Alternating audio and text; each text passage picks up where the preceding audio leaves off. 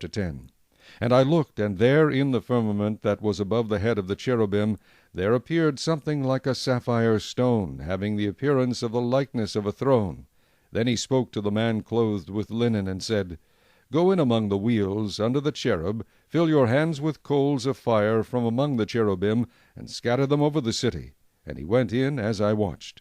Now the cherubim were standing on the south side of the temple when the man went in, and the cloud filled the inner court. Then the glory of the Lord went up from the cherub, and paused over the threshold of the temple, and the house was filled with a cloud, and the court was full of the brightness of the Lord's glory. And the sound of the wings of the cherubim was heard even in the outer court, like the voice of Almighty God when he speaks. Then it happened, when he commanded the man clothed in linen, saying, Take fire from among the wheels, from among the cherubim, that he went in and stood beside the wheels. And the cherub stretched out his hand from among the cherubim to the fire that was among the cherubim, and took some of it, and put it into the hands of the man clothed with linen, who took it and went out. The cherubim appeared to have the form of a man's hand under their wings. And when I looked, there were 4 wheels by the cherubim, 1 wheel by one cherub, and another wheel by each other cherub. The wheels appeared to have the color of a beryl stone.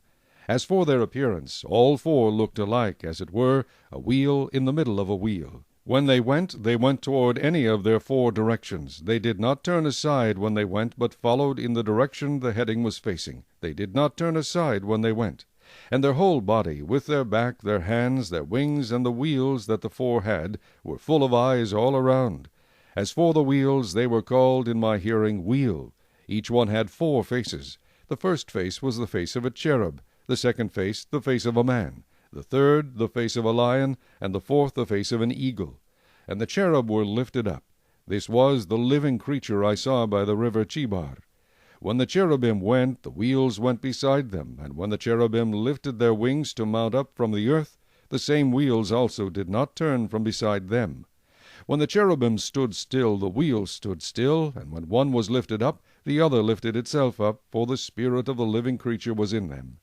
Then the glory of the Lord departed from the threshold of the temple, and stood over the cherubim, and the cherubim lifted their wings, and mounted up from the earth in my sight. When they went out, the wheels were beside them, and they stood at the door of the east gate of the Lord's house, and the glory of the God of Israel was above them. This is the living creature I saw under the God of Israel by the river Chebar, and I knew they were cherubim. Each one had 4 faces, and each one 4 wings, and the likeness of the hands of a man was under their wings, and the likeness of their faces was the same as the faces which I had seen by the river Chebar, their appearance and their persons. They each went straight forward.